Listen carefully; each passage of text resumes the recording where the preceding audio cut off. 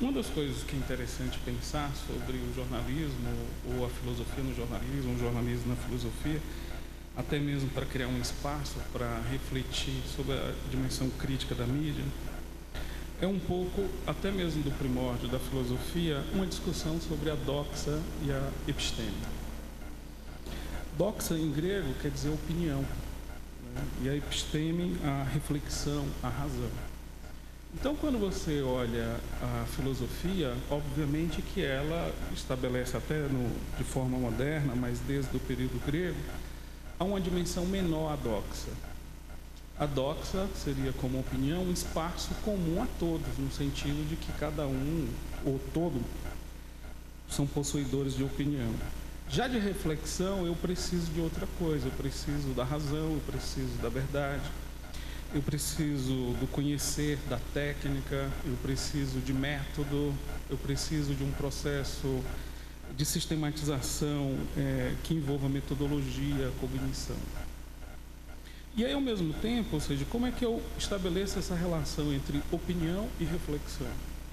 O jornalismo, ele essencialmente surge, até mesmo dentro de um modelo histórico, que eu vou tocar um pouco sobre isso, a partir de ser um espaço da opinião. Então, são dois pontos interessantes para a gente buscar uma mediação, ou seja, que desde o início da própria reflexão da filosofia sobre a doxa e a episteme. A opinião sempre foi vista como algo banal, algo comum, algo efêmero, popular, senso comum, né? A opinião como espaço do mutável, do efêmero, do inconstante. Então, ao mesmo tempo, como é que eu posso pensar um método, ou uma reflexão, ou até mesmo uma profissão, que ela consiga ser concebida a partir da defesa da opinião? Então, historicamente, isso vira um projeto político do próprio iluminismo, quando a gente traz para o contexto histórico, ou a ideia do esclarecimento. E aí é muito interessante nesse momento histórico em que eu começo a pensar coisas universais, né?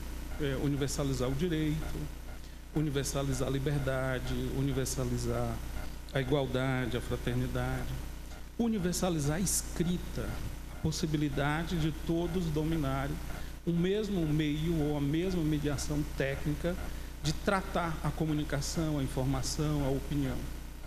E aí é interessante, ao pensar sobre isso, é um momento extremamente afirmativo no sentido histórico de uma burguesia liberal, e aí liberal entendendo desde o sentido grego, né, aquele homem econômico que tinha a obrigação ética de, ao herdar uma herança, propiciar para seus filhos algo semelhante ou duplicar esse patrimônio, no sentido daquele homem que prospera, né?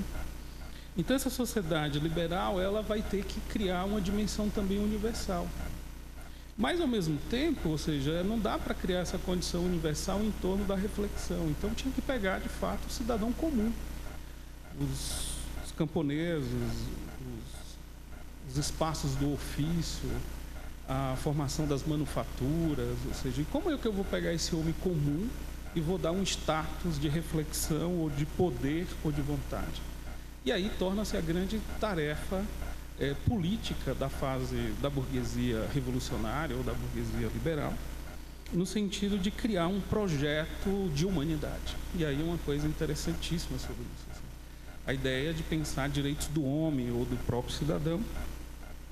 E aí, em 1750, o grande empreendimento editorial que se dá sobre isso é a criação do projeto da enciclopédia. Demorou em torno de 25 anos, finalizaram em 1775. Inicialmente, à frente, o Diderot e o D'Alembert. E aí cria-se um projeto chamado Enciclopédia, Dicionário, raciocinada da ciência, das artes técnicas, da sociedade e da gente de letra. Então, o título já é um processo de alfabetização, né? Ou seja, enciclopédia é uma educação atual, presente, um dicionário, uma taxonomia, uma classificação das palavras, né? Trazer isso, raciocinada também, utilizando a ciência, a arte técnica, que seria as artes dos ofícios, a manufatura urgente sobre isso, da sociedade e da gente de letras. E essa gente de letras, que é interessante a gente pensar o que seria isso, né?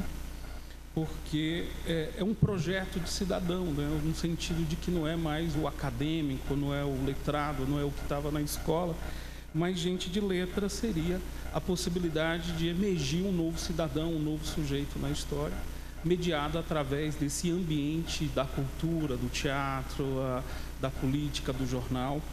E o projeto ele teve uma viabilidade econômica importante, política e cultural para aquele momento que foi decisivo. E uma das implicações diretas nessa universalização, ou nessa busca de um homem, ou o homem comum, através de sua opinião como uma forma de ler o mundo, de opinar sobre o mundo, a própria ideia da Revolução Francesa. E aí a gente pode pensar um pouco antes e depois desse processo. O próprio Rousseau, em 1782, antes mesmo do processo da Revolução, no contrato social, quando vai se debater sobre a dimensão da vontade e a vontade geral. Ou seja, a vontade justamente como expressão também dessa opinião, né? A vontade como um posicionamento sobre o mundo, né? Então, a vontade, ela é um espaço da diversidade, da diferença, da alteridade, do debate, daquilo que nós vamos chamar como vontade geral, um espaço de opinião pública sobre as coisas. Só que o Rousseau, de certa forma, foi bem elaborado porque ele queria entender como é que eu posso ter uma síntese dessa vontade geral, ou seja, como é que eu posso criar essa vontade geral expressando a partir do debate das vontades particulares, né? Então, cria-se uma ideia interessante, dois momentos, né? Um momento de amplo debate, que essas opiniões inevitavelmente vão levar a contradições, vão levar a conflitos, e esses conflitos eles têm que chegar a uma compreensão mínima, comum, ou uma síntese, que seria a ideia dessa vontade geral. Então, essa vontade geral sempre estaria em sintonia com uma expressão das vontades particulares, também que seria a dimensão da vontade ou da própria opinião. E aí o que é interessante pensar, ou seja, isso é um projeto antes da Revolução. Então você pensa uma sociedade republicana, democrática. E aí é interessante pensar o que seria esse democrático, ou a democracia visto sempre como um espaço comum, popular, em que todos poderiam participar e que isso nunca foi cogitado como uma ciência política, um projeto político de sociedade, ou até mesmo um contrato social. Então, agora eu vou criar um contrato social, que seria uma sociedade republicana, no sentido de trazer questões públicas, ou lugar público, e democrática, no sentido de que ela vai expressar a vontade geral, ou a vontade popular, ou a opinião popular das pessoas. E aí tem uma questão interessante, isso é o projeto anterior à Revolução.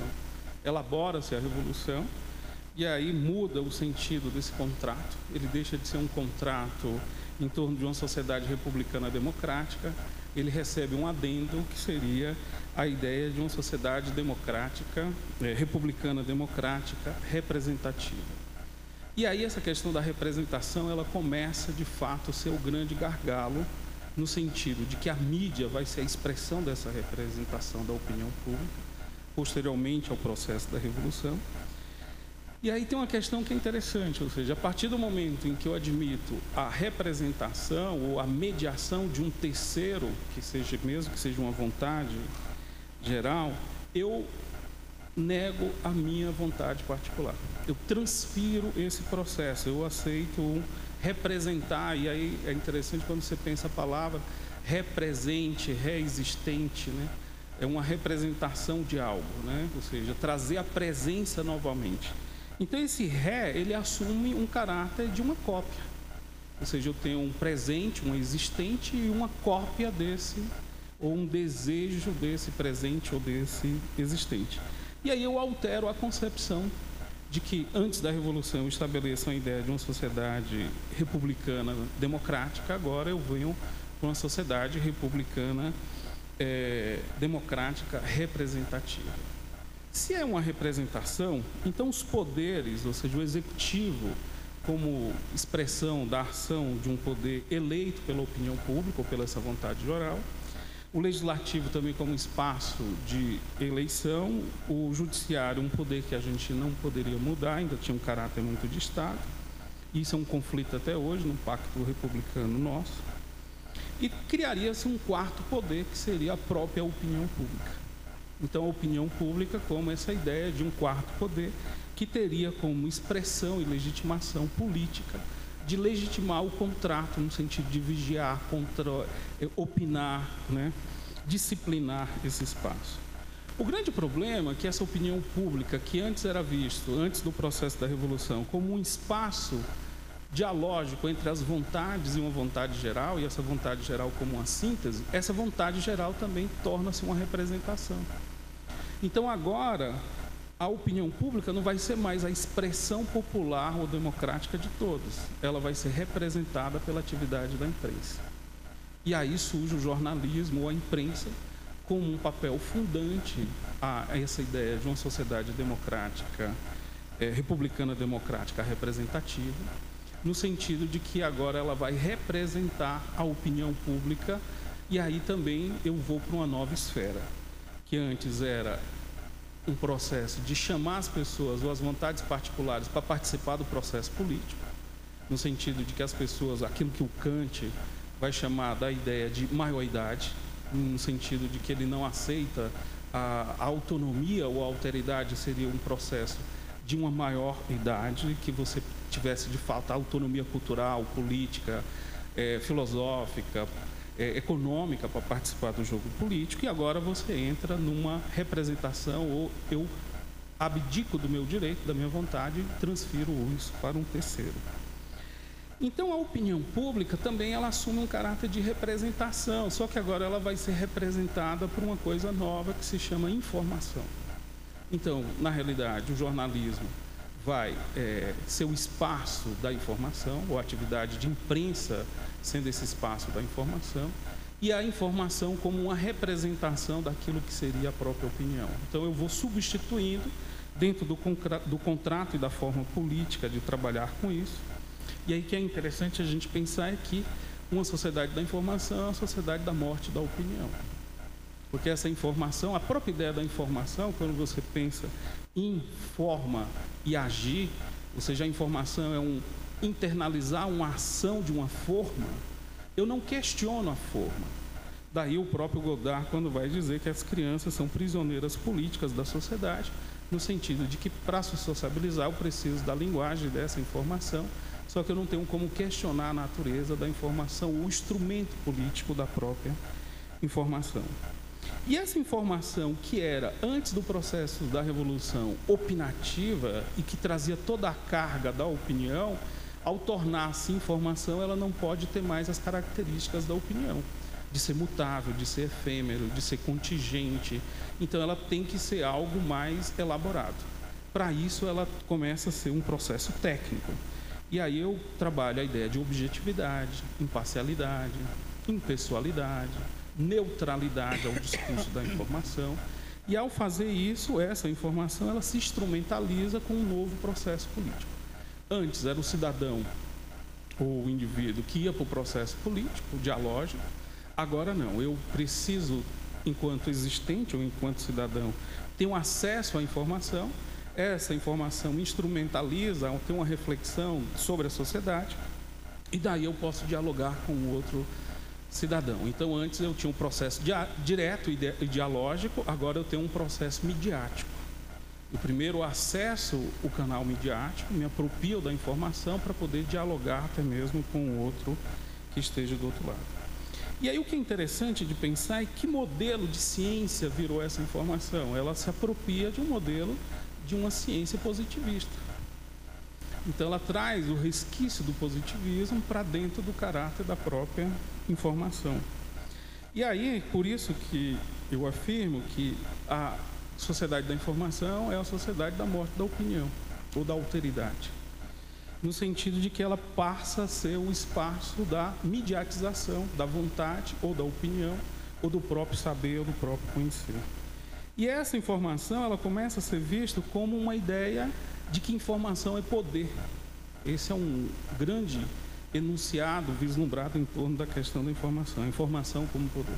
Ela assume um caráter de hard power, assim, um poder pesado, denso, né? E aí a gente entra numa reflexão de pensar que poder é esse, ou que informação é essa, no sentido de qual o papel da imprensa, qual o papel do jornalista, que aí é uma coisa interessante sobre isso, porque agora eu preciso ter um jornalista, ou a mediação do que seria um profissional, ou um segmento profissional que vai trabalhar essa opinião pública. Eu preciso ter o relações públicas, eu preciso ter o publicitário, eu preciso ter o jornalista. Eu começo a ter aquilo que vai se chamar agora de uma esfera pública de debate sobre a sociedade, aí pensando a partir de um Habermas. E aí, ao analisar essa informação, o que é interessante a gente pensar, por exemplo, a ideia do próprio Walter Benjamin no narrador, quando ele vai estabelecer a mudança de uma tradição da oralidade para a escrita, no sentido de que ele vai dizer que a escrita é a sanção da oralidade, e ao mesmo tempo, quando ele identifica essa escrita nesse sistema político novo, como a informação, e aí ele traz uma questão visceral para pensar a informação, principalmente a informação como processo de mídia, de dizer que essa informação ela só tem valor quando ela é uma novidade. Então, o jornal, o que ele vende para a gente, na realidade, é uma informação, mas é uma informação nova. Ou seja, a partir do momento que ela é lida, e quem trabalha na esfera do jornalismo sabe muito bem isso, quem tem uma revista, ou seja, quando a gente lança a revista na banca, o leitor já liga para a gente na editoria e pergunta o que vai ter na próxima. E aí a gente diz, olha, rumina um pouco essa daí, depois a gente vê o que vai ter na próxima. No sentido de que existe uma agilidade sobre essa informação. Essa agilidade ou essa novidade, e aí é uma coisa muito interessante a pensar os jornais. Por exemplo, o jornal ele se dá por esse agenciamento. Aqui, o Agora, o jornal Último Segundo, o jornal da tarde. Então você tem uma expressão temporal com essa dimensão da informação. E a informação, ela começa a te dar uma sensação de presencialidade, né? De presença na sociedade. A tal ponto, quando a gente se encontra com o outro, pergunta quais são as novidades. Ou seja, gente que não tem novidade parece que não está vivendo, não está fora do mundo, está descontextualizada do mundo. E, ao ter tanta pressa sobre essa dimensão da informação ou da novidade, a web, ela torna-se o projeto o ápice daquilo que se gesta lá no início com o projeto da enciclopédia. A web ela torna essa expressão, ou seja, a agilidade que eu vou dar a esse processo da informação. E aí a gente tem um problema interessante, né? Os próprios jornalistas vão reclamar muito, né? A gente fica refém dessa velocidade da informação ou do próprio processo de fazer informação. E aí tem uma coisa que é interessante, que cada vez mais a mídia pauta a própria mídia. No sentido de que, como eu tenho que dizer a novidade é aquilo que acontece como processo midiático, a mídia fica circular em si mesma. No sentido de que cada vez mais ela se distancia mais de uma expressão real, com o cotidiano, com a cidade, com o dia a dia. E entra numa questão interessante também ao pensar a ideia de que esse acelerar da informação, ele propicia aquilo que o próprio Boris Groys ele vai chamar de um universalismo fraco. Quando ele vai analisar a arte contemporânea, e aí vai trazer sobre essa ideia, no sentido de que os movimentos de vanguarda no início do século passado almejavam a ideia de popularizar, democratizar e trazer um sentido, um processo para a arte contemporânea. Ao fazer isso, ela universaliza, ela democratiza, mas ela democratiza e universaliza de uma forma muito fraca. E essa é a mesma sensação que aí ele faz uma análise sobre os processos tecnológicos, principalmente do ambiente de web, que é o espaço legítimo hoje da informação, no sentido de que supra a necessidade do tempo, da agilidade, da produtividade, mas, ao mesmo tempo, ela é uma informação fraca. E aí, a informação ela muda de natureza, no sentido de que ela não é mais informação, é poder, mas a informação começa a ser vista como um processo de legitimação. Então, eu altero o sentido que eu dou à informação. Então, a informação agora, aquilo que a gente pode chamar de um poder suave, né? Eu preciso da informação para antecipar, para projetar, para pré-valorizar, né? No sentido de que eu informo para legitimar uma ação. Então, até hoje, nós estamos atrás das armas de destruição de massa. No Iraque, ninguém encontrou. no sentido de que a ação da guerra ela precisava de uma informação, mas precisa de uma legitimação dessa informação, de um convencimento, de uma aproximação, de um dialogismo para isso. E aí esse processo também do universalismo fraco, ele teve uma decorrência direta, que foi a desprofissionalização das profissões, principalmente a desprofissionalização da arte, a desprofissionalização do jornalismo. Agora é algo que a gente conviveu de forma recente sobre isso. E essa desprofissionalização do jornalismo dá um caráter ao currículo, a uma outra coisa que vai se chamar de flexibilização. Aí dá um caráter extremamente fragmentado, que não tem uma substância sobre isso. Recentemente, eu como coordenador do curso de jornalismo na PUC, ao discutir currículo, e quando um aluno perguntou que era atrasada ainda a ideia de ter um currículo com disciplinas sequencializadas, e aí eu perguntei para ele se um aluno de medicina, quando ele chega no primeiro semestre da faculdade, ele faz opção de fazer cirurgia já. Ele pode fazer um módulo específico. Né? Se um aluno de engenharia, ele chega no primeiro semestre da faculdade e diz, não, eu quero fazer projeto. Sem saber cálculo, sem saber estrutura. Então, os cursos que perderam a dimensão profissional, essa desprofissionalização, eles ficaram cursos muito flexíveis, muito banais. E aí é muito interessante de pensar isso. É uma falsa ilusão de que, na realidade, ele é inclusivo, ele vira democrático, ele vira extremamente frágil. E isso é algo que a Unesco já está atento há muito tempo. Saiu uma resolução recente para discutir o caráter de que só existe sociedades democráticas, onde a atividade de imprensa politicamente funciona, tem autonomia, tem legitimação. E ao pensar isso, é interessante a gente entender que antes da Revolução Francesa a gente tinha em torno de 1.500 publicações editoriais, ou seja, a própria ideia de constituição foi feita como uma atividade da escrita, como uma atividade do jornalismo e do debate.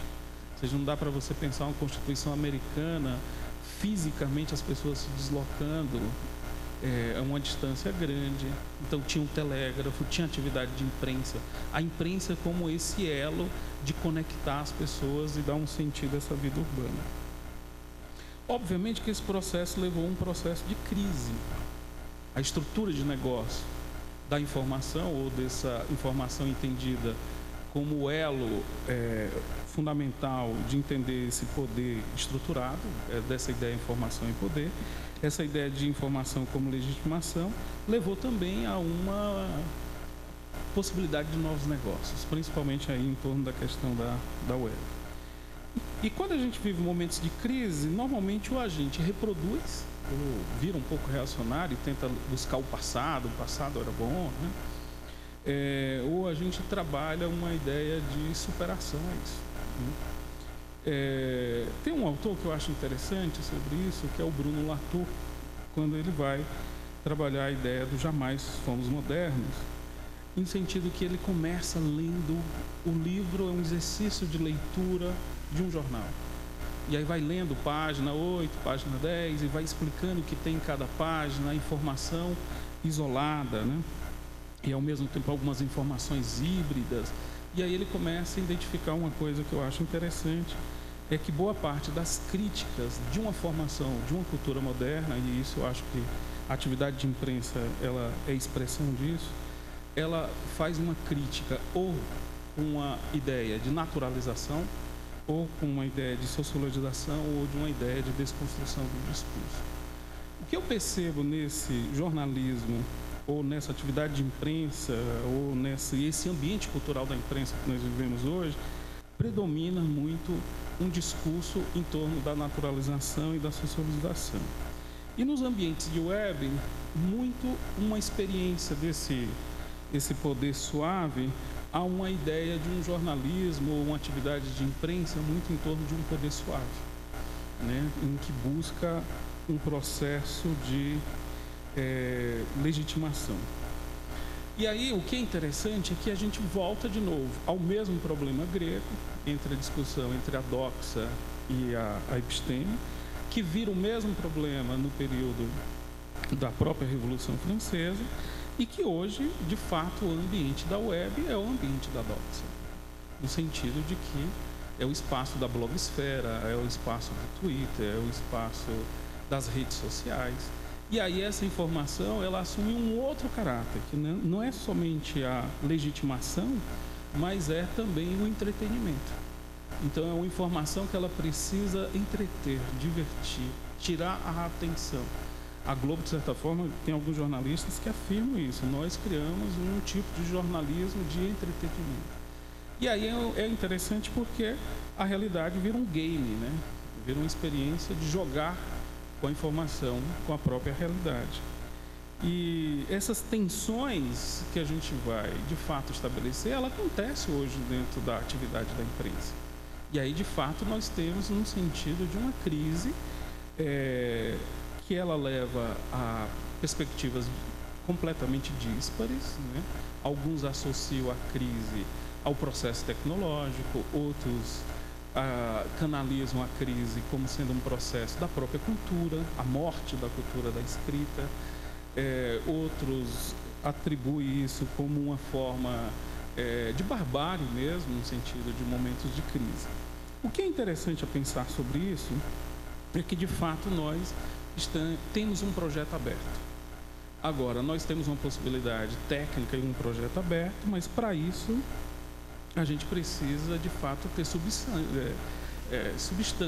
para esse projeto. E aí o grande problema é que essa substância, ela não é somente estética, somente cultural, somente política. Ela tem um pouco de tudo isso. Eu poderia até dizer que ela tem também uma questão mais ontológica mesmo da própria sociedade. Essa seria a abertura sobre esse tema, e aí vamos abrir para o debate depois. Queria agradecê-los. Eu agradeço o convite, estou muito feliz por estar aqui. E eu queria saber, os alunos são de jornalismo ou de filosofia? Para ter uma ideia Tem jornalista na plateia? Tem, né? Eu não preparei nada, a minha visão é uma visão mais prática. Eu exercito, né, o jornalismo, eu não sou uma pensadora, eu sou uma fazedora. Eu tenho uma revista que é a Cult, que é uma revista mensal há 17 anos. O que eu posso, infelizmente, declarar é que acabou a mídia. Acabou o jornalismo cultural, eu acho que acabou. Eu nem sei localizar as causas de tanto declínio. Mas eu acho que o problema está mais básico na educação mesmo. Acho que começa daí, a coisa ela foi criando tamanho desentendimento que hoje as pessoas realmente não buscam mais o jornalismo cultural, buscam um entretenimento. Então, o que tem ainda veiculando no Brasil, vamos falar em âmbito nacional, né? Salvo algumas revistas de cultura, algumas publicações culturais regionais muito boas, mas com uma circulação nanica, principalmente no Nordeste. Tem cidades, tem regiões que tem publicações de 1.500, 2.000 exemplares. Em Curitiba, um jornal com 3.000 exemplares. Então, são distribuições minúsculas, né? Mesmo a Cult, que se diz uma publicação em âmbito nacional, não é bem verdade, porque a gente roda apenas 35.000 revistas por mês, o que é nada num país desse tamanho, né? Então, tirando essas publicações que são mais regionais e com uma circulação restrita, e as publicações acadêmicas, que tem algumas muito boas, a publicação cultural, o jornalismo cultural, reflexivo, de banca, acabou. Sobraram algumas pouquíssimas revistas vivendo numa pobreza, numa miséria muito grande. Eu acho que o problema não é das mídias digitais. Por quê? Porque as mídias digitais, eu acho que não concorrem de maneira nenhuma com a mídia impressa. Eu acho que são linguagens diferentes, eu acho que são reflexões diferentes e são exercícios diferentes. Eu acho que acabou por um problema mesmo de educação, de falta de interesse num conhecimento mais aprofundado. Eu, pessoalmente, eu sou a favor da liberação da informação. Eu acho que o público não quer novidade, quer aprofundamento em questões. É o que eu procuro fazer com pouquíssima verba e com pouquíssimo dinheiro na minha humilde revista, que hoje é a única, infelizmente, a única revista de cultura que tem um país desse tamanho. Eu não preparei nada, mas estou aberta a todas as perguntas. Obrigada. A minha pergunta seria em torno de esclarecer um pouco esse problema entre informação e opinião pública, entre reflexão e informação, e se é possível, de fato, conciliar as duas, né? Se é possível, por exemplo, agora na fala da senhorita Daisy, a respeito de um jornalismo cultural, né? Que seria uma espécie de informação reflexiva. Faz sentido? É possível isso? Ou que tipo de projeto é esse que a gente está tentando recriar? Será que não é, não sei, recair nessa circularidade que você estava falando aí do problema, né, entre doxa e episteme, entre reflexão e opinião? Me parece que, por um lado, é uma defesa da episteme, da informação, porque a informação vai se tornar uma espécie de ciência do discurso, né, da opinião. E, por um lado, é uma defesa disso, mas parece que essa sistematização é também um problema de ela não ser muitas vezes reflexiva, né? Essa é uma questão que, assim, tem uma série de autores que vão trabalhar sobre isso. Tem um autor que eu acho muito interessante, que vocês possam dar uma olhada, chamado Paulo Serra. Ele tem uma tese de doutorado chamada Informação e Sentido. E aí que ele vai discutir que, na realidade, esse excesso de informação, ele leva a uma dimensão de desconstrução de sentido. E aí uma coisa maluca, porque a gente sempre pensou a informação, quanto mais informação, ou seja, o sistema educacional todo, ele é pensado pela sistematização de informação. Você pega uma aula de biologia, 50, 60 novos termos que você se apropria, tudo bem, 4 anos depois do vestibular você esquece. Mas essa dimensão que ele está trabalhando sobre a informação como uma maquinação de esquecimento. E aí tem uma coisa interessante, porque a informação ela vira uma dominação política elaborada. Tem alguns autores que vão até defender uma sociedade sem escola, por exemplo. Se você defender isso, é praticamente preso, né? Porque é uma maquinação que ela de fato traz toda uma valoração de uma concepção moderna do mundo mesmo. E aí tem uma coisa que é muito interessante. Tem um conto do Borges, Funes, o Memorioso, em que ele vai trazer essa situação de que tem o próprio Funes, no sentido de que, como ele não consegue esquecer nada, ele chega um momento em que sua narrativa não tem sentido. Você não sabe se ele está falando da velhice, do presente ou do passado. Essa é uma mesma experiência que quando nós temos em relação à informação com o Google. No sentido de que você tem uma crescente de informação sobre isso. Chegamos, nesses últimos anos, se eu não me engano, 500 terabytes de informação. E isso foi gerado nos últimos 2 anos. Então é uma tendência que daqui a 5, 10 anos, o grau de informação que a gente tem no mundo, nos 4.000 anos de cultura escrita e de registro, vai expressar 2% desse quanto de informação. E aí a grande questão que se estabelece é a semântica. O que eu vou fazer com essa informação? Como é que eu dou sentido a essa dimensão da informação? Porque ela tem um caráter entrópico. E aí é uma questão que tenta se resolver isso com arquiteturas de informação, que é uma moda no meio da computação, mas chega um momento que inevitavelmente tem entropia. Então tem uma dimensão técnica esse processo. E alguns autores vão trabalhar isso dentro de uma concepção mais hermenêutica, ou a busca da construção do sentido, de que na realidade nós temos que pegar essas informações como a partir de um pré-estabelecido, criar um pré-conceito, uma pré-valoração, ruminar essas informações para dar, no mínimo, uma compreensão de mundo, para nos antecipar sobre o mundo. Mas hoje é uma coisa desesperadora o acelerar dessa informação. E aí tem uma questão muito interessante, porque quando eu pergunto para os alunos de publicidade quantas campanhas eles viram no dia e eles olham para mim e dizem que não lembram, é porque tem alguma coisa que está sendo maquinada de que essa novidade vai fazendo com que na realidade eu vá esquecendo. Então vira precária essa informação. A própria materialidade do jornal, quando a gente pensa no jornal como uma mídia, que o papel jornal como aquele papel que não dava para guardar, para registrar, para reter, né? Você já tem que ler o jornal novo, a novidade. Então ela se dá em cima de uma maquinação política mais elaborada. E aí, se você for olhar o debate, por exemplo, o jornalismo ainda pós processo de Revolução Francesa até a Revolução Russa, ele é um jornalismo opinativo, o jornalismo dos partidos. Esse discurso ele vai se configurar na grande imprensa. A grande imprensa vai estabelecer um aspecto de uma não diferenciação. Existe uma informação verdadeira, objetiva, imparcial. E aí como se o cidadão, o sujeito comum, ele só vai ter uma relação de se apropriar disso.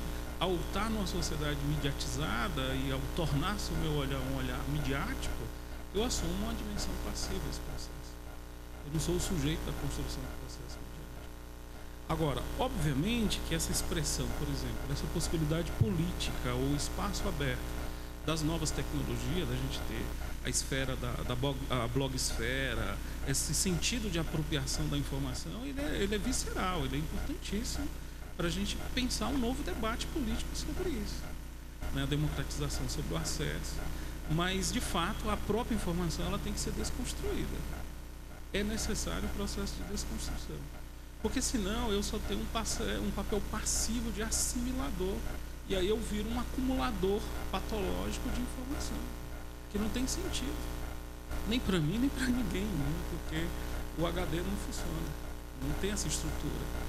E tem uma outra questão que é interessante. Quando você pega o próprio Milan Kundera, quando ele fala sobre a discussão do esquecimento, né?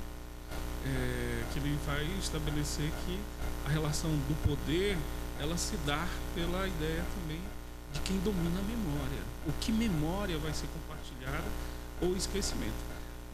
Teve um congresso há 2 semanas, uns 3 semanas atrás, de direito, que uma das discussões dele é sobre o direito ao esquecimento.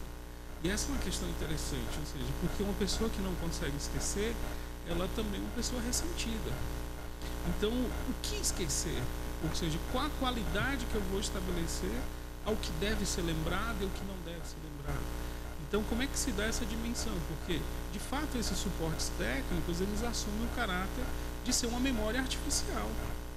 E essa memória artificial é justamente o exercício que eu tiro da minha corporeidade ou da minha subjetividade, o centro de guardar essa informação ou qualificar esse relato necessário, essa narrativa para a minha vida, e aí eu instrumentalizo até mesmo a minha própria memória. Isso é muito interessante quando a gente está dando aula e está usando um suporte digital que o aluno possa assimilar depois, ele já não presta mais atenção na aula. Ele olha, você está louco, você vai passar o PowerPoint depois? Vou falar outra coisa. Ou quando você tem os dispositivos técnicos que eles podem gravar, ou a própria filmagem. Ou seja, como é que se dá esse processo? A partir do momento em que eu não tenho um dispositivo que regule e artificialize minha memória ou a minha cognição, que é isso que está sendo prometido na sociedade da informação, eu não preciso nem mais pensar, só basta ir lá e buscar essa informação no Google, que isso não é verdade. Né? Porque na realidade é uma construção política da escrita, é uma construção política de um agenciamento. A partir do momento que eu aceito a mediatização como jogo político, eu já assumo um papel de passividade ou de consumo a esse processo. Eu posso até mesmo profaná-lo, é uma forma de resistência. Mas como é que se dá esse agenciamento político, como é que se constrói? E essa é uma questão decisiva. A informação ela foi maquinada dentro dessa transição política no sentido de diminuir ou arrefecer ou neutralizar ou até mesmo extinguir a ideia da opinião. E aí, para ter opinião, o que eu faço? Eu leio o jornal, pego aquela informação e opino a partir da informação dada. Então, na realidade, eu começo a trabalhar uma ideia de reprodução. Eu não penso essa informação, não construo, mas eu vou reproduzindo. Por isso que ela tem um caráter extremamente instrumental, né? Objetivante, técnico-científico, dá uma legitimidade a isso. Ainda bem que isso está em crise. Me parece então que desses projetos, acho que você contou bem entre o filosófico e depois o jornalístico, há sempre um paradoxo entre conhecimento e doxa, ou entre reflexão e informação, que parece que uma hora eles são a condição de possibilidade de um, né? Ou seja, é pela circularização das ideias que é possível talvez esse projeto de universalização, né? Sim. Se a gente está nesse projeto ainda, a gente acha que o nosso jornalismo cultural é o projeto da universalização da reflexão, é possível isso, se a gente fosse colocar isso em questão? É possível, através de um jornalismo cultural, ou o nome desse encontro entre reflexão e circularização das ideias, entre divulgar a sua opinião como se fosse um enriquecimento das... É necessário que haja. Eu não sei se é possível atualmente, em função de uma série de problemas que nem vou citar porque acho que são conhecidos. Eu acho que é necessário isso. Acho que essa é a proposta do jornalismo cultural, na origem. É essa, é levar o conhecimento. Por exemplo, né, qual é o objetivo da CULT, por exemplo? É pegar o saber produzido na academia e levar para as bancas de revista numa linguagem pouco mais acessível. Não muito mais, porque é impossível também, né, professor, transformar um assunto muito profundo numa linguagem simples. Enfim, não é possível isso.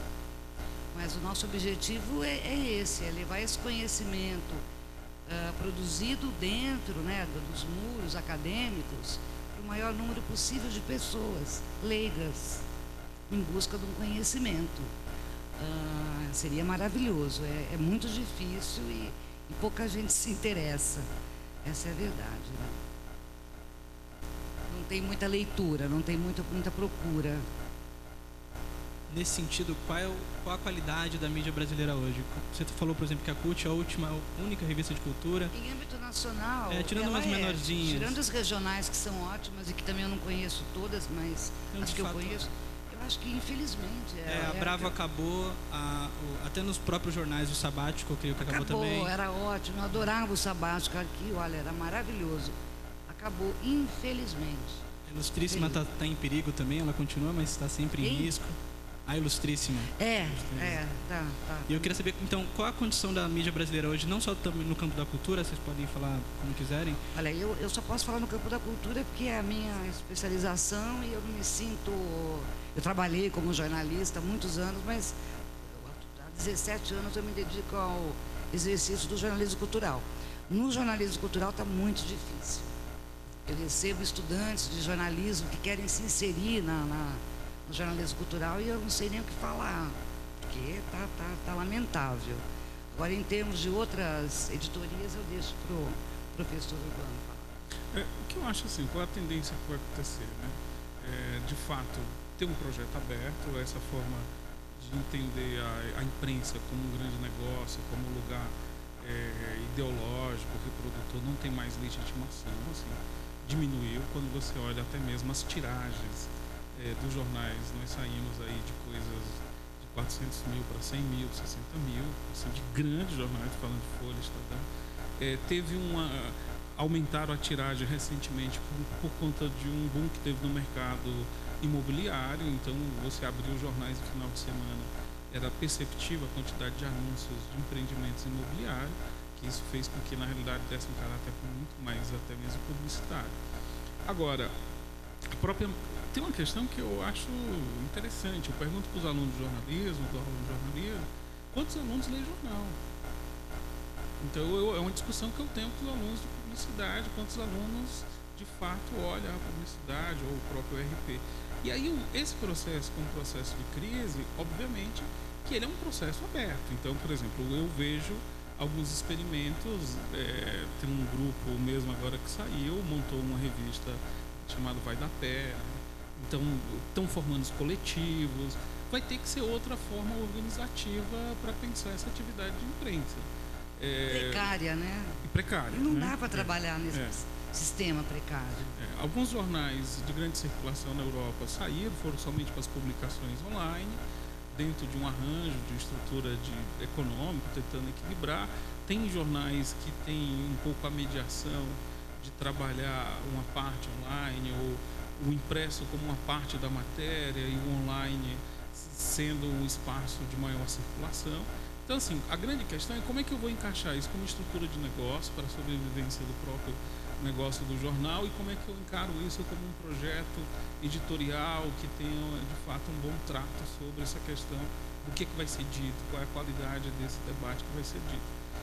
Agora, de fato, é um novo rearranjo. E esse novo rearranjo, ele é um rearranjo que está desmantelando toda uma forma de negócio ou de circulação da própria informação. Ao mesmo tempo, discuto muito isso com os alunos, assim, quantos alunos leem, assim, todo mundo tem iPad, todo mundo tem e-book, quantos livros você já leu no e-book? Raramente você tem. Quem é um bom leitor, por exemplo, na condição do e-book, hoje são leitores da mídia tradicional, que migram e continuam lendo porque são bons leitores. Então você tem um processo tecnológico que é o que eu acho muito arriscado, nós, enquanto cultura, enquanto humanidade, apostar tudo numa memória digital. E deixar ainda esse negócio na nuvem é muito etéreo. Tá entendendo? A gente tem que ter um pouco de ressalvas. O problema também é que no Brasil é um país de grandes cartéis, né? Então tem o cartel do papel, tem o cartel da distribuição. Então, para você trabalhar com um veículo impresso, você tem que se submeter a esses cartéis. É absurdo isso.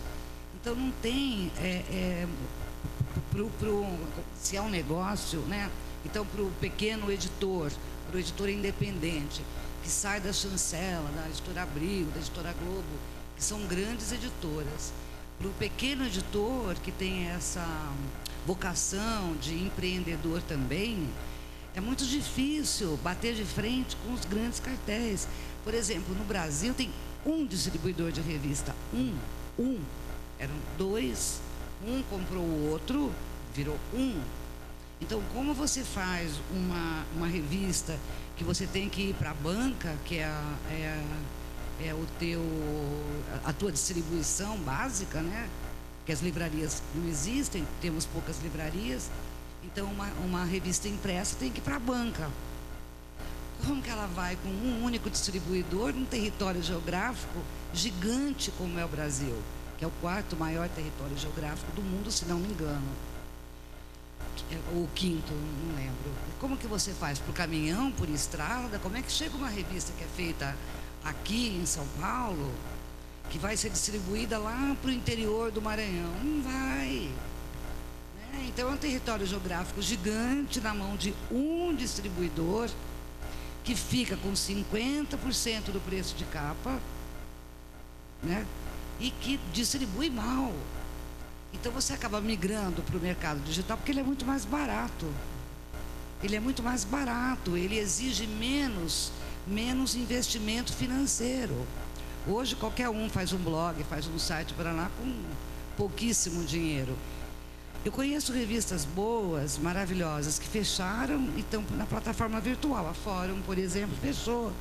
O papel, ela não circula mais em papel por causa do custo da distribuição e da confecção. E ela hoje está só na plataforma digital. Porque a plataforma digital, ela é mais econômica, mais acessível. E um horror, porque do jeito que está caótico, não dá para acreditar em nada do que você lê, é tudo sem apuração. Eu acho que não existe jornalismo sem apuração, e na plataforma digital a apuração ela é capenga e a responsabilidade técnica é zero, né?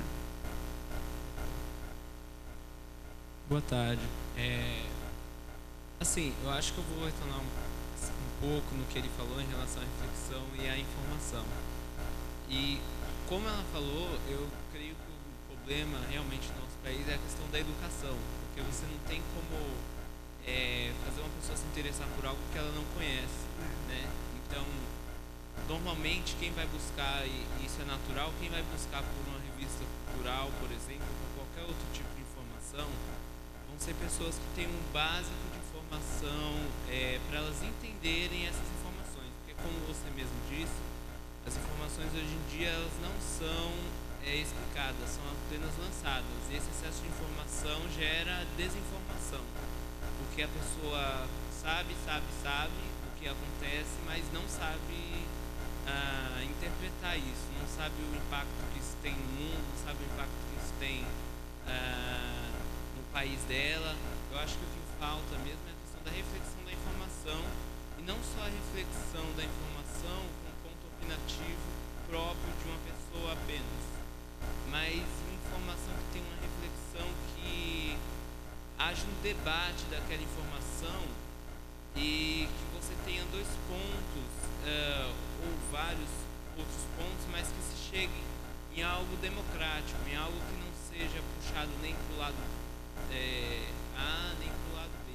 Enfim, são N jornais, mas todos esses jornais eu acho que tem esse problema da questão da falta de reflexão sobre a informação. A informação é lançada sobre a pessoa e a pessoa não tem essa capacidade de digerir essa informação, pegar aquilo que é importante para ela e tomar uma decisão em cima daquela informação, porque a informação ela deve gerar uma ação, não deve ser apenas algo que a pessoa saiba e não haja em função daquilo.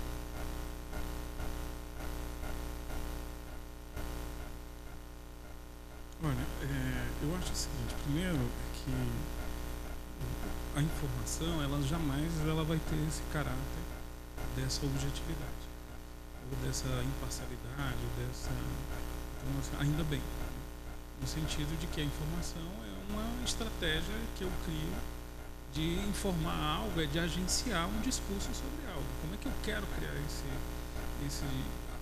a escolha da palavra, o sentido. Então, quando você pega as teorias da significação, a linguística, a análise do discurso, as correntes de narratologia, de semióticas, todas elas, na realidade, vão trabalhar a ideia de como é que eu vou criar uma estratégia de enunciação, como é que eu crio esse discurso.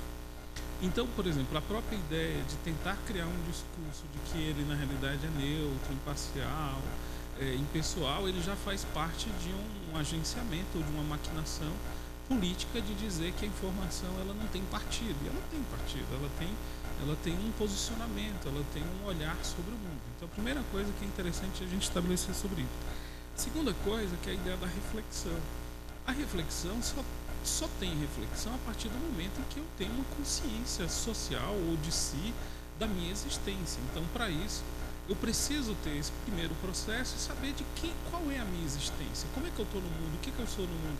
Ou seja, como é que eu existo, como é que eu relaciono com os outros, como é que eu nego, como é que eu supero, como é que eu estranho o outro, como é que eu me relaciono com o outro, para poder me reconhecer nessa relação, se eu sou um cara autoritário, violento, para ter essa percepção. Então, na realidade, essa reflexão ela é um segundo momento. Eu tenho que ter consciência da minha existência e eu tenho que ter consciência reflexiva de como eu me relaciono com os outros. E aí, o que é essa educação? Quando a gente fala dessa educação, ela tem um caráter extremamente universalizante. A educação genérica. Que educação, por exemplo? Então é fundamental a gente se tocar o que é um país subtropical, qual é a condição nossa de um país latino, qual é a nossa condição histórica sobre o processo de formação do território, de formação do povo. Se a gente não tiver uma consciência dessa existência, de que lugar nós estamos falando, a gente vai ter uma educação formal, que ela não consegue ter um diálogo com a vida. Ao fazer isso, eu tenho uma relação de não consciência. Ela vira somente uma informação embrutecida, acumulativa, que eu, apesar de ter, ela é uma coisa formal que eu não consigo instrumentalizar para a vida. Ela não me serve para a vida no sentido de que ela não potencializa a minha postura, a minha posição sobre o mundo.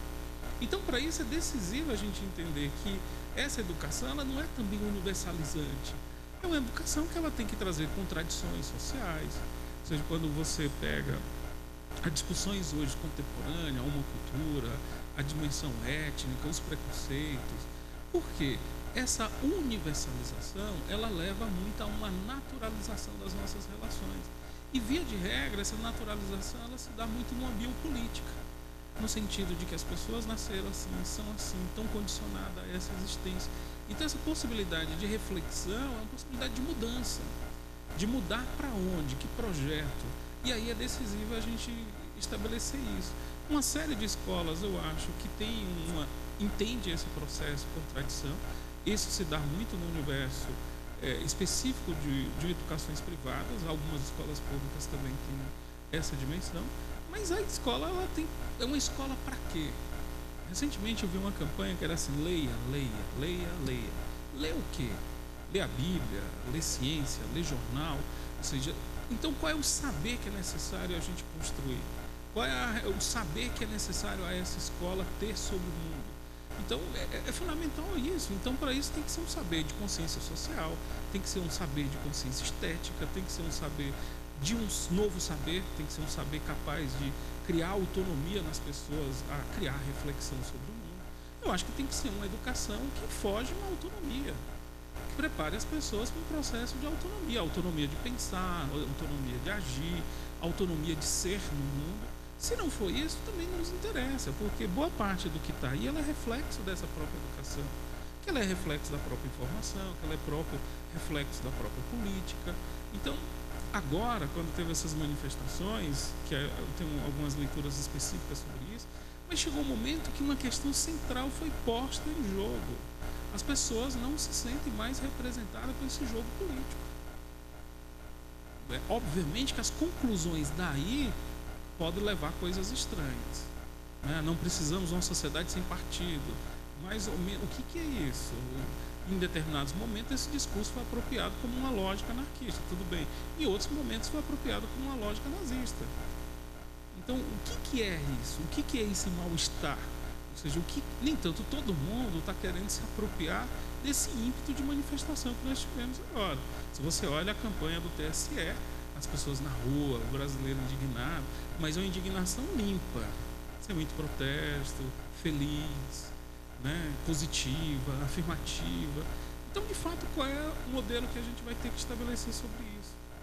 Ao entrar sobre essa questão da cultura, é muito interessante. Se você pega, por exemplo, a escola de Budapeste, ele vai trabalhar a dimensão da cultura a partir de uma conexão do cotidiano, uma cultura ligada à vida, uma cultura ligada a referências mínimas de civilidade, de comportamento, de eventos, de conduta, a cultura popular.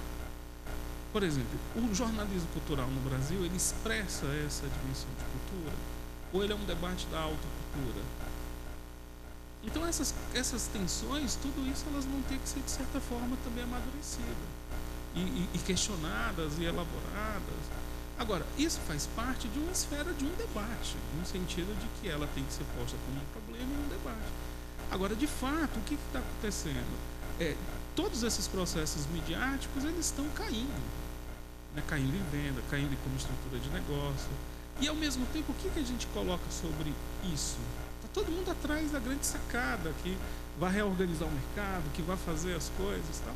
E, de fato, não está acontecendo. Da mesma forma que se dá sobre a questão da educação, se dá sobre uma série de outros parâmetros. Então, se você pega os índices educacionais no Brasil, e aí eu achei interessante, agora recentemente, a cidade lá de Sobral, a cidade de Foz do Iguaçu, ou seja, são práticas muito simples, entendeu? Na realidade, faz um projeto político, o cara faltou na escola, a escola manda alguém lá para saber porque o cara faltou. Então, o sujeito se sente responsabilizado, chama o pai, é um espaço de polifonia, e que o pai tem que ser, ou a família, como um elo importante ao processo da educação. Ou seja, a educação não é a escola, elas são as implicações. E aí, ao mesmo tempo, os caras já estão discutindo a educação, estão discutindo a organização do bairro, a organização da cidade, estão discutindo a representação política, estão criando consciência social sobre o seu lugar. Ao fazer isso, eles estão assumindo uma posição de agente político, que aí é decisivo. Então, essas soluções de cima para baixo não funcionam. Elas têm que, de fato, ser feitas a partir de baixo para cima. Ela tem que ter um caráter popular sobre isso. Então, por exemplo, a escola hoje, o mal-estar que é a própria escola, entra uma molecadinha que tem um Xbox, um PlayStation 3, e pergunta se ele quer ficar jogando com a escola. Então, essa esfera do prazer, por exemplo, Hoje você tem muitas outras esferas fora. Eu que sou pai de família, é jogo duro. Tá entendendo? Diz, ó, tem que negociar essas mediações do que é brincadeira, do que é o lazer, o que é educação, o que é uma informação só pela própria informação. Então, de fato, a gente entra no momento agora que nós admitimos uma possibilidade. Existe um momento de crise, ou na estrutura do negócio, ou na própria forma do sistema político do que isso acontece. Existe uma ingerência sobre isso, a gente vai ter que dar um ponto de partida para isso. O primeiro ponto de partida, que eu acho que é decisivo, a gente até ter consciência sobre isso. Porque senão a gente vai com a ação que ela na realidade reproduz. Né? E aí é interessante porque vai ter a fúria, vai ter a violência, vai ter a agressão, vai ter um grito. Mas para quê? Qual é o projeto? Então está faltando um pouco essa dimensão. A gente vai arrumar para onde? Qual é o projeto político que a gente vai ter que conceber para isso? E aí, obviamente que isso faz parte de um debate político coletivo. Juventude, trabalhadores, igrejas. E aí não é no sentido de uma carta de boa intenção. Não, um projeto tenso. Ele tem que ter atenção, ele tem que ter contradição, ele tem que trazer o cotidiano da sociedade brasileira. Isso é muito interessante quando você olha no Jornal Nacional, qualquer que seja o jornal, e quando começa a falar do cotidiano, quais são as notícias do cotidiano? A violência. Né? Aí tem hora que diz, não, vamos dar um tempo agora para falar de receita, né? Vamos amenizar aqui. Tá? Então, não dá para... Era um pouco Brizola quando acusava a Globo, que o seu governo não era bem, porque a Globo dizia que não era. Ou seja, como é que a Globo criava esse discurso? Né? Então, como é que se apropria? Tem uma campanha agora recente da Natura que eu achei elaborada, os tipos de mãe, né? Aí tem lá no finalzinho mãe e mãe, né? Ou seja, já traz essa dimensão do que é essa nova família, ao mesmo tempo com muito melindres, assim, de como tratar sobre esses assuntos, porque são alguns assuntos tabus. Se você olha na eleição da Dilma, a discussão sobre o aborto, de repente, virou uma questão decisiva da eleição. Então, ou a gente supera esse debate, é um debate aberto e que tem que ser encarado, ou a gente vai ser engolido. Imagina, nós estamos aqui na USP, uma universidade que custa 4 milhões dia.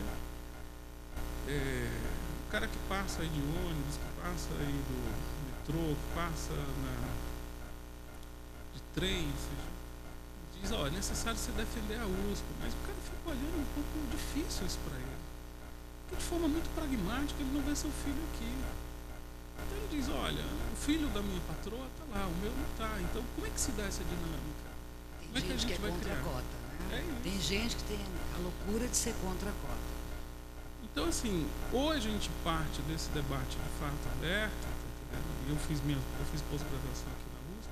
Eu lembro do ano que eu entrei, a gente entrou numa discussão que o nível estava muito baixo, tinha que elaborar. E eu olhei assim, disse, cara, foram oferecidas 100 vagas, entraram 30. 70 vagas ociosas em instituição pública. É complicado. Então, assim, a gente vai ter que redefinir essas direções. Então, para isso, a gente tem que ter autonomia.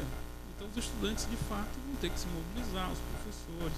Mas, cada vez mais, a gente está vendo que tem uma instrumentação política de não participação.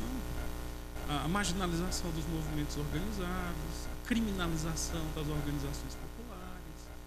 Então, existe um processo, de fato, de crise. E, em momentos de crise, os projetos autoritários, via de regra, afloram. A forma de agenciar hoje os protestos políticos, os enunciados, eles estão sendo muito numa ideia de criminalização. É uma reação política a esse processo. Olá, boa tarde, eu sou Alessandro, sou jornalista e atualmente estudo, faço pós-graduação aqui na USP. Eu estava pensando, enquanto vocês estavam falando, cheguei atrasado, vocês me desculpem, aliás, foi uma coisa muito ruim que eu achei que está bem interessante a conversa, mas enfim, eu estava pensando nesse quadro bastante caótico, né, que a gente está construindo aqui, na questão da desigualdade social do nosso país, né? E eu queria saber se vocês, qual é a leitura que vocês fazem dessa questão junto à crise que a gente está colocando aqui na mídia e na sociedade como um todo, a partir da questão da informação. Porque assim, a gente sabe que essa crise não é privilégio do nosso país, né, dos países subdesenvolvidos, né? É uma crise generalizada, inclusive, nos países mais avançados do ponto de vista tecnológico. Mas eu imagino que isso tem alguma ressonância. Eu queria saber o que vocês acham disso, se tem algum sentido. Tem uma questão que é, em 2007, os caras tiveram a ousadia de emprestar 50 vezes a economia real do mundo. Então nós temos aí, o que foi emprestado é equivalente a 80% do século passado. Então o século passado, com 2 guerras mundiais, um genocídio estabelecido, como uma prática de acumulação, períodos de guerra são necessários dentro dessa lógica de acumulação, que você destrói e reconstrói, você agrega, circula. A crise não como uma anormalidade em uma sociedade capitalista, a crise é um rearranjo. Então, estabeleceu a crise agora, os bancos, fusão de empresas monopolistas, concentração de capital, exclusão, tira uma série de pessoas. Estamos aí com uma ordem de 40 milhões de pessoas desempregadas. Então, como é que se vai articulando isso? Então, se você pega, por exemplo, imediatamente eles pediram ali 20 trilhões, que é a economia circulante do mundo, o capital de giro do mundo, os bancos centrais se juntaram e entraram com essa grana. Mais ou menos, esse ano está salvo e vamos ver o que faz daqui para lá. Mas, de fato, o que vai acontecer? Nós criamos uma financiarização da vida que não existe. Nós emprestamos 50 vezes a economia real do mundo. Então, ela é uma especulação. E aí, essa cobrança real, 50% dos títulos foram liquidados, no sentido de que vai ser massa falida e acabou, é prejuízo. Os outros 50% estão circulando pelo mundo. E esse capital financeiro que vai sendo articulado, ou esse crédito, ou esse capital no mundo, ele não tem, de fato, valor real, concretude real. Isso significa, a Islândia foi para o espaço. Já em 2007 ali sumiu, perdeu quase 80% do PIB. A Espanha está com 25% da população desempregada, sem horizontes de crescimento. O Santander mesmo aqui hoje tem maior operação na América Latina do que na própria Espanha, mas cogitou em algum momento até mesmo vender aqui e ir para lá porque tinha que salvar a matriz ou a concentração do capital.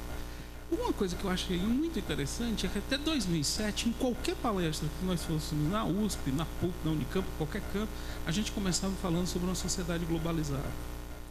Percebe que a mídia parou de falar de globalização? Porque no momento de crise, a política ela é interna. Tem os desempregados alemães, os desempregados espanhóis, desempregados brasileiros, os rearranjos internos. Então, na hora da crise, o Banco Europeu salvou quem? O Banco Central alemão salvou as empresas alemãs, o Banco Central francês salvou as empresas francesas. No sentido de que na crise nós voltamos a uma problemática do território-nação de novo. Todo mundo ficou com a sua dinâmica local, pensando nos seus rearranjos. E dentro desses rearranjos, o que está sendo feita a promessa? Um quadro de 20 ou 30 anos aí de recessão. Nós estamos crescendo aí 0,5% ao ano no mundo, a economia real do mundo. Ao mesmo tempo, em 2007 se configurou uma situação muito interessante. Olhou e disse assim, teve um economista americano que ele disse, a única forma que eu vejo de pegar capital real e injetar na economia é se a gente pegar a poupança do mundo árabe, que tem 100 anos acumulando poupança em torno do petróleo, esses caras injetam e a China injeta mais grana. A China tem em torno de 300 bilhões em investimento nos Estados Unidos. Nem tanto na crise de 2007, ela olhou e disse o seguinte, se vocês não liberarem, eu vou buscar o dinheiro. Eu mando o exército. Ou seja, de alguma forma, para a China uma briga para o mundo é legal. Exporta chinês, quem quiser que alimente. Né? Tira o problema interno. E aí teve a seguinte situação, a China continua na OMC, a pauta, se você for olhar, a gente está completamente pautado pelo crescimento da China, porque o Brasil exporta essencialmente, o mundo está exportando ali para a China, e tem uma variável mais interessante, porque a China compra os créditos, as aplicações lançadas pelo Banco Central americano. Quem que compra essencialmente? O Banco japonês e capital chinês, são os dois que compram isso.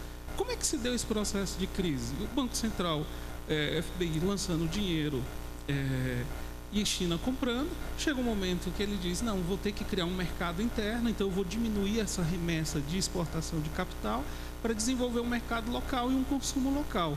Ao fazer isso, você parou de comprar os títulos americanos. Então essa financiarização da vida, ela parou. Porque chega um momento que você tem que ter economia real para suprir a grana.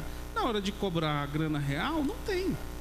E aí o que aconteceu? Parou todo um processo de crise, e aí todo o discurso neoliberal do Estado mínimo, os Estados Unidos privatizou, estatizou uma série de empresas particulares, no entanto eles anunciavam, dizendo que os Estados Unidos tinha virado um país socialista, porque no momento de crise o Estado assume o caráter de capitalista coletivo, que é o que está acontecendo agora, né? Todos os Estados-nações todos fazendo política, articulações, ou seja, a Primavera Árabe. O que foi a Primavera Árabe? Foram buscar grana.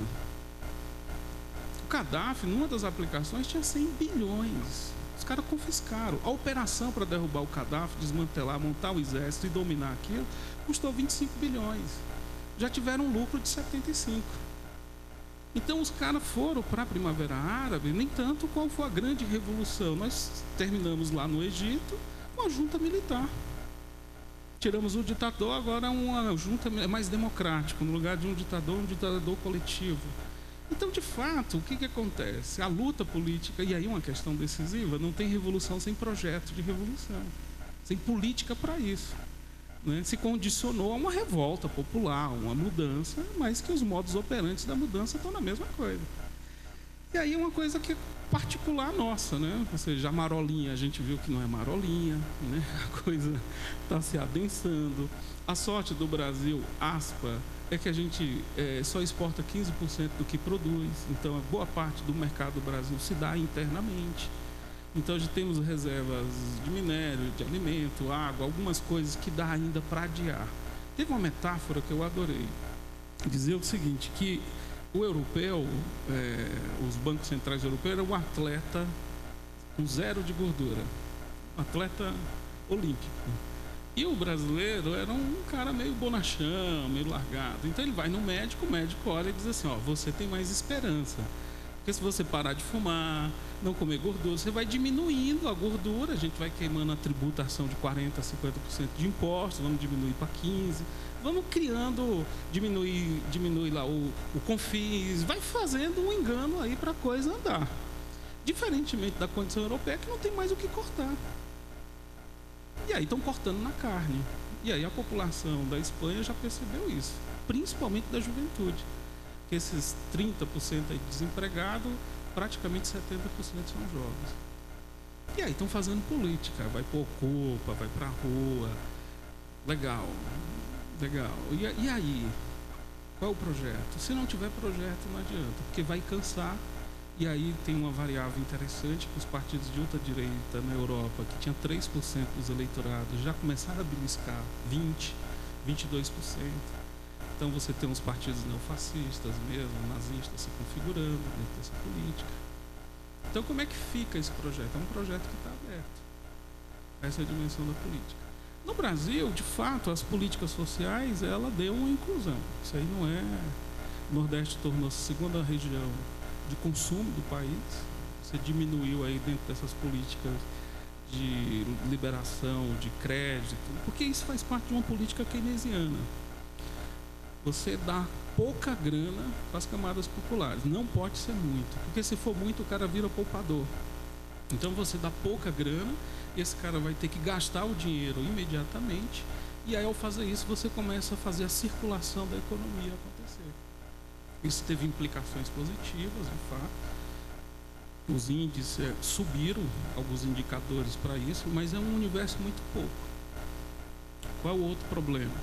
O grande problema é que a Alemanha, há 20 anos, parou de dar aumento salarial real e fez uma negociação com os sindicatos na Alemanha que garantiria o emprego, mas não o poder aquisitivo real.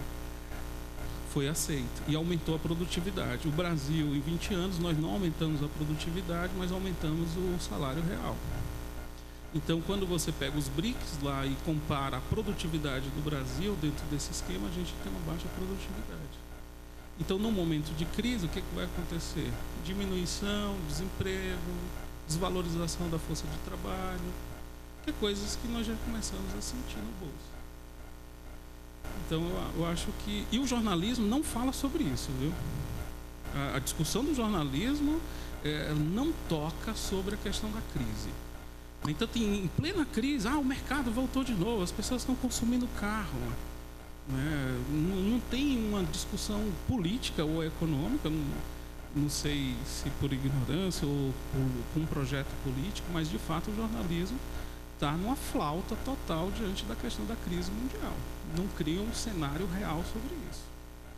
O Paul Krugman ganhou o Nobel justamente porque se antecipou um pouco antes. Olha, isso aqui vai gerar uma grande crise. Mas se você pega o livro do Kurtz, do Howard Kurtz, O Colapso da Modernização, ele é profético em 92. Ele vai dizendo, no entanto, ele aponta essa situação de crise como uma situação de colapso. Que aí é muito interessante, recomendo, aí tem na internet, tem nos livros, dá para ter uma visão mais sistêmica sobre o processo de crise. Eu queria, não sei se alguém quer fazer alguma pergunta. Queria mudar um pouco a pauta. Queria perguntar para a Daisy, talvez se pudesse comentar também, um assunto inevitável, né? Essa questão dos grandes eventos que estão se aproximando. Daisy, qual, para a CULT, para você especificamente, o esporte em geral e o futebol especificamente, é um assunto cultural, uma pauta da revista CULT, ou deveria ser, e por outro lado, como vocês analisam ou estão vendo essa pauta na imprensa brasileira? A gente está aproveitando isso bem? Como vocês estão vendo isso?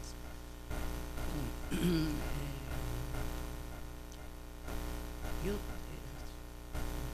gostaria que tivesse muita manifestação durante a Copa. A maneira como ela foi conduzida e esse desvio de dinheiro público me incomoda muito. Eu quero que o Brasil ganhe, vou torcer dentro do estádio para o Brasil sair bem, lógico. Mas eu não quero que seja a Copa da FIFA. Sabe, eu não desejo que seja essa Copa que os políticos idealizaram. Porque o Brasil tem necessidades incríveis e as pessoas estão gastando dinheiro na Copa e desviando dinheiro público. Então, não vou nem entrar nessa questão porque ela está sendo super discutida. Bom, em relação a se jornalismo não é cultura, eu acho que sim. A gente, inclusive, está fazendo produzindo um dossiê sobre isso. A literatura do futebol, eu acho que tem aí um grande, aqui no Brasil, né, textos belíssimos sobre futebol na literatura. E a gente está produzindo um dossiê justamente para o mês de junho, tratando dessa questão. Tem uma editora, se eu não me engano, a editora Pontes, aqui de Campinas. Eles têm uma linha editorial específica só sobre futebol e política, futebol e cultura, futebol e marketing. Né? Pontes, eu acho que teve uma Bienal, uns 4 anos atrás, 6 anos, que teve um stand específico com várias editoras, que foi sobre essa relação entre esporte e literatura, esporte e arte, esporte e cultura. Tem uma série de documentários dentro do jornalismo interessante. Agora, recente, eu vi um documentário de uns alunos da PUC falando sobre a construção do fenômeno Neymar, ou seja, aí como é que se dá, desde a fonoaudióloga, a psicóloga, como é que se cria um produto de marketing, está num site, vocês procuram no YouTube, vocês vão encontrar. Via de regra, nós temos aí em torno de 8 a 10% dos trabalhos de TCC no jornalismo da PUC trabalhando sobre esporte e política, esporte e cultura, esporte e identidade nacional, que é uma coisa super legal. Eu acho que tem uma cobertura positiva do jornalismo sobre isso. teve uma cobertura que eu achei da SPM genial, quando mostrou a relação sobre o rally internamente do Brasil, o Rally dos Sertões, e trazendo cada cidade desconectada, e trazia um jogador que era daquela cidade para mostrar um pouco uma ideia cartográfica do país a partir dessa dimensão do esporte, que eu também achei positivo. Então, assim, tem um amadurecimento positivo a isso, né? Não é mais visto como um preconceito. E aí tem uma questão que é interessante no debate do próprio jornalismo. O jornalismo esportivo sempre é visto mais conservador dentro de uma ideia de que não é o jornalismo econômico, o jornalismo político por excelência.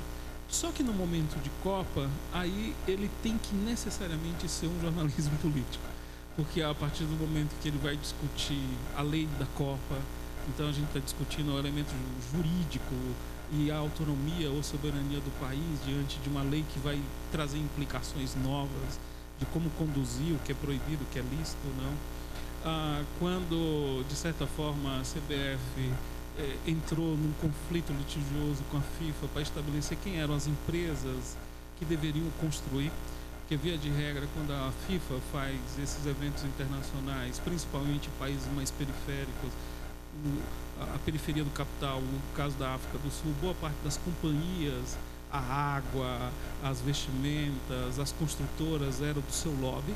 Então isso, o Brasil, como tem lobbies internos de construtoras, de tudo, isso foi uma tensão entre FIFA e CBF sobre quem deveria de fato estabelecer o controle sobre esse processo.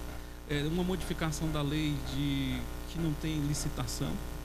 Então isso, a partir do momento que você não tem licitação, não torna público o processo de concorrência entre as empresas, né? Mesmo que sejam cartelizadas, mas essa dimensão pública, e isso foi notório, o valor e a fração que você teve em torno dos estádios. Aí extrapolou, eu acho que é errado na mão ali, porque tem limite às coisas, a esse percurso. Uma dimensão nacional até mesmo, apesar do Brasil, a última Copa tem uma coisa muito interessante na publicidade, que a gente afirmava na publicidade ser brasileiro por não ser argentino, e foi muito ofensivo na última Copa, a tal ponto que os argentinos olharam, tudo bem, vocês não são argentinos, mas vocês são o quê? Essa indeterminação sobre a nossa identidade, e agora foi algo difícil para a publicidade definir o que era ser brasileiro. Então, porque criou-se aquele pânico geral de dizer que não vai dar certo, é um país periférico, todo um discurso, uma retórica de fracasso muito forte. E aí se estabeleceu a mudança dessa retórica de dizer que nós temos as ruas. Aí, como teve as manifestações, foi um mote perfeito. Então, até o Itaú agora está as pessoas na rua, TJ, Tribunal de Justiça Eleitoral, fazendo a campanha sobre o jovem na rua, né? É uma rua limpa, né? Todos de camada média, todos com os dentes perfeitos, né? Bem nutridos. É uma rua completamente séptica, né? Limpa, higienizada, mas ainda pegou essa discussão sobre o que seria essa identidade. Então a Copa, ela pode ser agenciada pela FIFA, pode ser agenciada pela CBF, pode ser agenciada também pelos movimentos populares. E aí os movimentos populares, eu acho que foram decisivos a isso. A primeira dimensão de protesto político sobre isso dá que discurso, que enunciado nós queremos na Copa.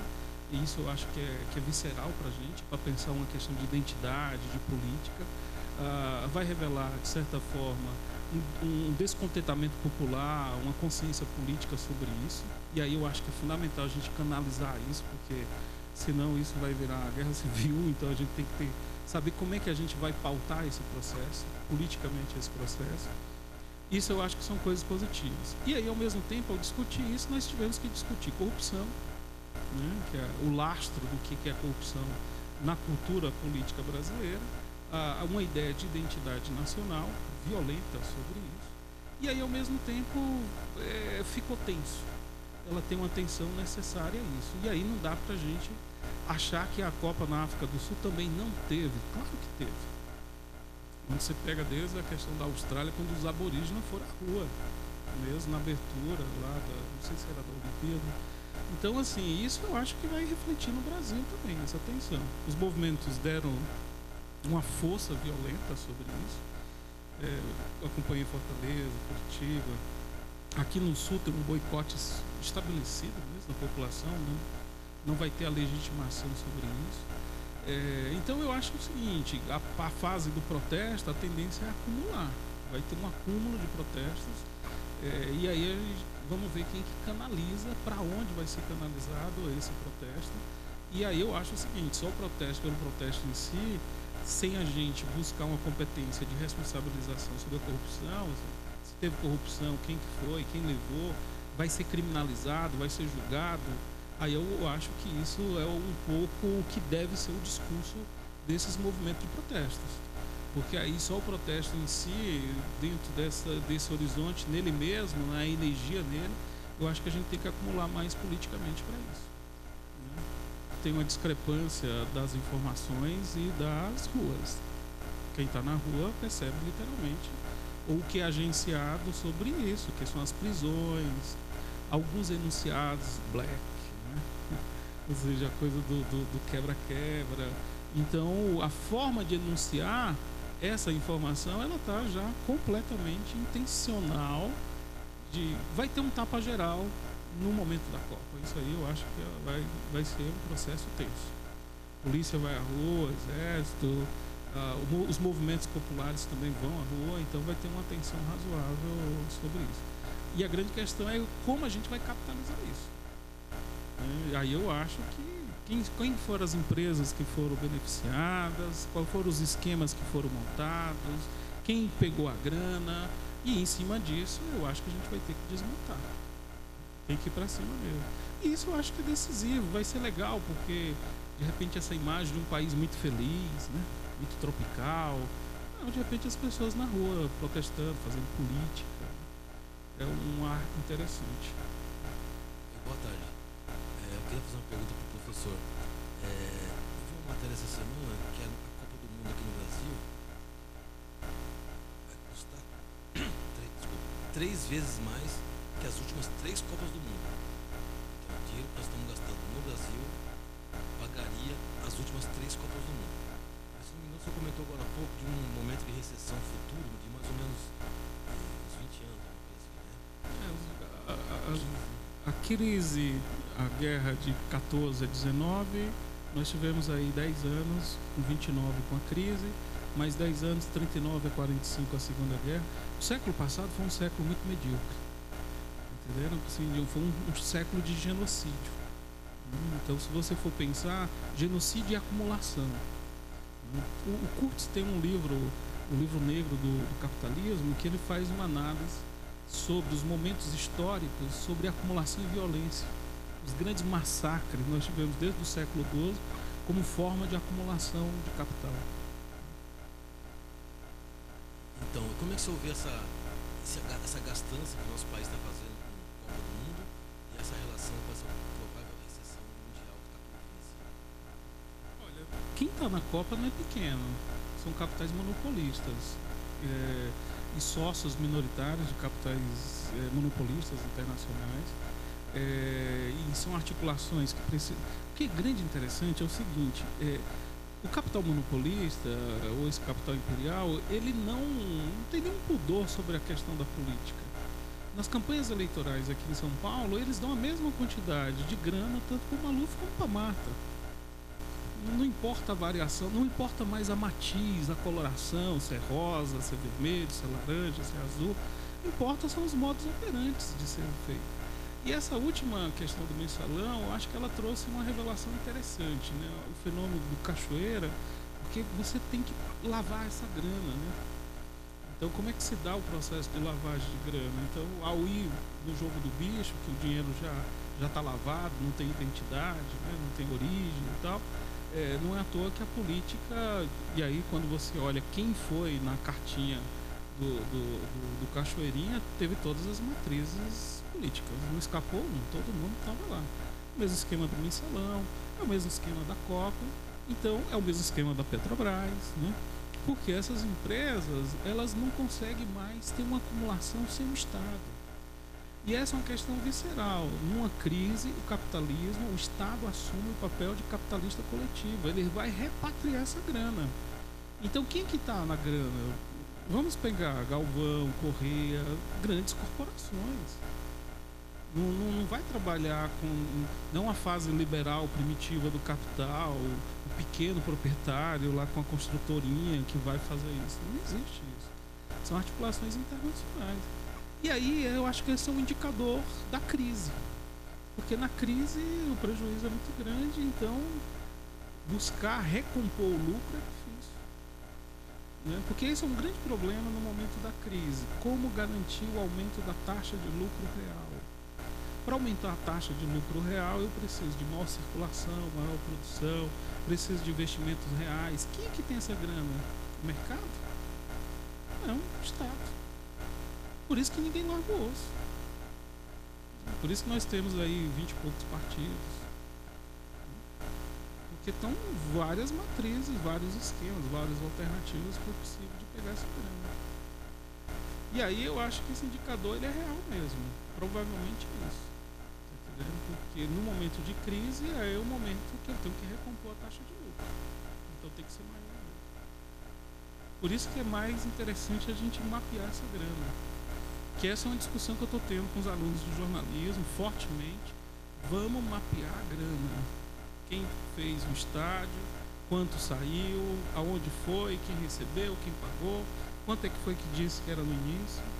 Que é a mesma coisa que está acontecendo com o metrô em São Paulo.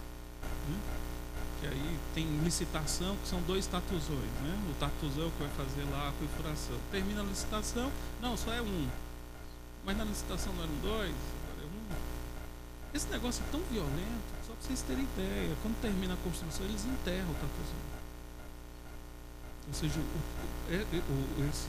essa máquina é visto como um fim nela mesmo. Terminou a licitação, enterra. Não desmonta para participar de outro. Não, porque aí já compra outra. A coisa tem que circular. Você falou em relação das crises e que a mídia está explorando isso muito pouco, como sempre fez. Tem algumas pessoas que dizem que caso a mídia noticie isso muito, fale a real situação no mundo em relação à crise e tudo mais, isso pode gerar um estado de caos na sociedade. Eu gostaria de saber a sua opinião em relação a isso, se pode gerar ou não um estado de caos na sociedade. E é claro que, assim, minha opinião, acho que depende muito da sociedade, mas em relação à sua opinião, tanto a opinião dos dois, né, em relação a isso, se pode gerar um estado de caos ou não, e o que seria mais correto de se fazer, falar a realidade ou encobrir? 18% da economia ativa do Rio de Janeiro hoje, ela passa pelo narcotráfico. Praticamente toda a periferia hoje de São Paulo, e aí quando você pega a última greve que teve do PCC, praticamente todos os presídios da região sudeste, um pouco do sul, centro-oeste, já chegando no nordeste, hoje está na mão do PCC. E aí é uma coisa interessante isso, né? Porque enquanto no Rio tem 4, 5 comandos que fica disputando o mercado, as milícias também, aqui não, você tem uma centralização da operação, né?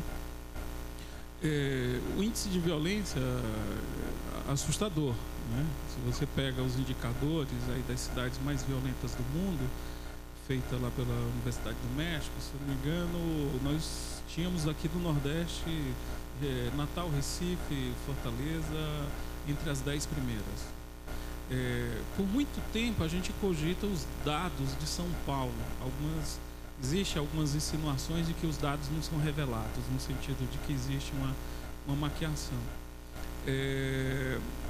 A situação do México é complicada, América Latina, você vai aqui no Uruguai, de 4 milhões de Uruguai, 1 milhão saiu do Uruguai, não mora mais no Uruguai. O Uruguai tem uma população de 1970, né? Então você chega lá, a cidade em alguns momentos, situações desertas, né? Você pega a Argentina, que era considerada aí um pouco a Suíça na América Latina e tal, exportação de carne. As 18 maiores empresas nacionais de Argentina, todas foram compradas e anexadas, boa parte por empresas monopolistas brasileiras, Ambev e algumas outras coisas mais. O Chile recompôs um processo de crise também que está difícil. Venezuela, idem. Tem o petróleo, exporta, não faz política nacional, faz uma triangulação direta.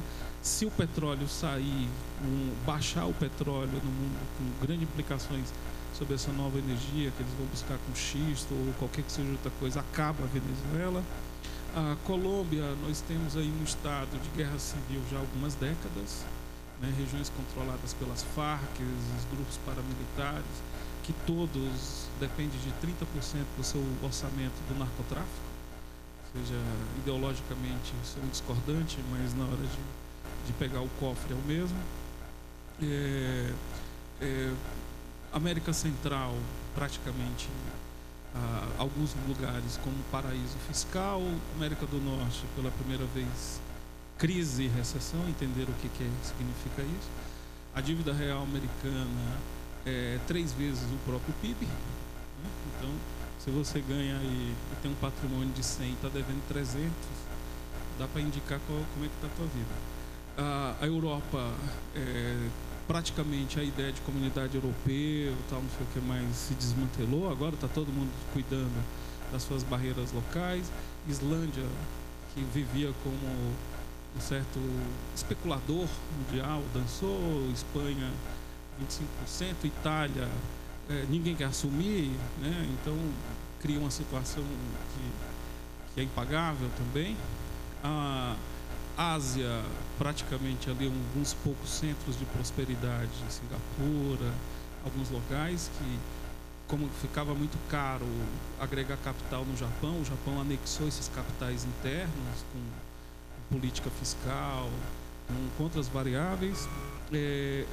África, a gente tem notícias super positivas, né? Assim, praticamente os últimos 50 anos. Eu não sei se pode piorar mais. Então, assim, eu acho que a gente está vivendo um pouco o conto de Alice. Está numa maravilha que não é maravilha. Políticas de consumo imobiliário no Brasil não é real. Imagina, as pessoas estão comprando seus imóveis para pagar em 40, 30 anos. Você tem noção do que é 30 anos de uma vida de uma pessoa numa economia instável que é o Brasil? Então eu acho que nós estamos muito otimistas. Então estamos um pouco na dimensão de Alice. Estamos num país maravilhoso, numa cultura maravilhosa que não reflete o mundo. Eu tenho um amigo que é anarquista e ele, quando se encontrava com as pessoas, ele fazia um ícone assim: e aí, tudo mal? E obviamente que o nome dele é Deus, né? Então, quando você diz, que é isso, que pessimismo, ele olhava e dizia assim: olha, cara, olha pro teu lado, dá uma olhadinha aí. Então eu acho que o negócio está complicado. Tá, pior do que isso, tem obviamente que espaço, porque para pior sempre tem mais espaço, né? Mas eu acho que ao fazer isso a gente vai entrar no modelo do século passado, que em momentos de crise as soluções foram as guerras. Porque guerra é algo fundamental para destruir em larga escala e criar processos de valorização. Berlim, depois da guerra, valia mais um metro quadrado do que antes. Destruída. Então, como é que se dá? Essa é uma discussão que se fala sobre o urbanismo em São Paulo. Vamos modificar a cidade. Para modificar tem que indenizar. Então, assim, eu acho que no século passado as crises foram resolvidas com processos de guerra. Eu tenho minhas dúvidas se a gente não vai apontar por aí. Eu sou mais otimista. Eu acho que tem uma geração de pensadores aqui, inclusive na USP, que está se mobilizando para transformar esse país, que é uma potência, né? Vou até citar o Vladimir Safato, para quem conhece, que está com uma plataforma incrível. Então eu acho que tem aí uma juventude, e quando eu falo juventude eu falo 40 anos, porque eu tenho 60, mas enfim, né, eu também é um jovem. Eu acho que sim, eu acho que vai dar. Claro, são momentos muito difíceis, há uma idiosincrasia gigantesca, mas eu acho que tem aí uma potência intelectual Tem pensadores aqui em São Paulo, no Rio, a Ivana Bentes, que também é jovem, tem nem 50 anos ainda, e eu acho que vão se mobilizar e eu acho que não vai terminar em guerra. Acho que a gente vai sofrer, mas em breve teremos um país melhor. Essa é a minha opinião. A ONU considera um país em guerra civil com 45 mil mortos. Pega os dados do Brasil. Uma última pergunta só para fechar, a gente termina. Aproveitando a Daisy. Daisy, eu não sei quantos filósofos e estudantes de jornalismo tem aqui, mas quando chega um filósofo, um graduando para a CUT, quais as dificuldades que ele tem para fazer jornalismo? Nenhuma. Eu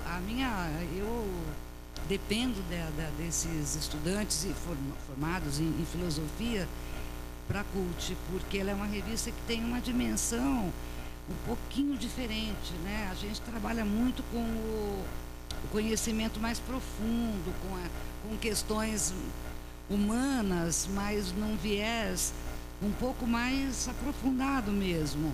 Um dossiê nosso demora às vezes 8 meses para ficar pronto.